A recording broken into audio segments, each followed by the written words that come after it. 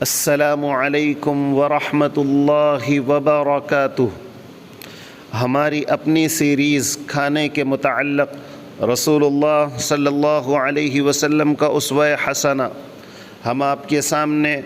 24 گھنٹے کی زندگی کے متعلق رسول اللہ صلی اللہ علیہ وسلم کے نورانی اور بابرکت طریقوں کو آپ کے سامنے لاتے رہیں گے، جسے سن کر زندگی میں سنتوں کے اپنانے کا شوق پیدا ہوگا اور دوستوں تک احادیث اور ویڈیوز کو پہنچانے اور شیئر کرنے کا بہترین موقع فراہم ہوگا۔ آج کی اس ویڈیو میں اسکرین پر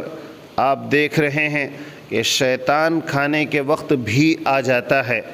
اس کو بیان کیا گیا کہ حضرت جابر رضی اللہ عنہ سے روایت ہے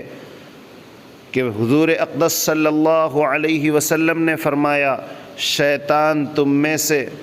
ہر ایک کے پاس آتا ہے، یہاں تک کہ کھانے کے وقت بھی آتا ہے، پس اگر تم میں سے کسی کا لقمہ گر جائے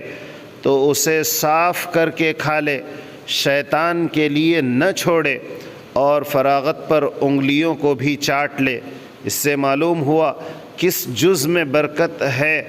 ہمیں معلوم نہیں، لہذا اگر لقمہ گر جائے تو فوراً اٹھا کر کھا لینا چاہیے، اسے نہ چھوڑا جائے۔ فائدے میں لکھا ہوا ہے کہ کھانے کے دوران کوئی لقمہ یا کھانے کے اجزاء اگر ادھر ادھر دسترخوان سے باہر گر جائیں تو اسے اٹھا کر کھا لینا مسنون ہے۔ اگر گرد وغیرہ لگ جائے تو اسے صاف کر کے دھو کر کھا لینا چاہیے، اس میں کراہت محسوس نہ کرے، شاید اسی میں برکت ہو اور صحت اسی میں چھپی ہوئی ہو۔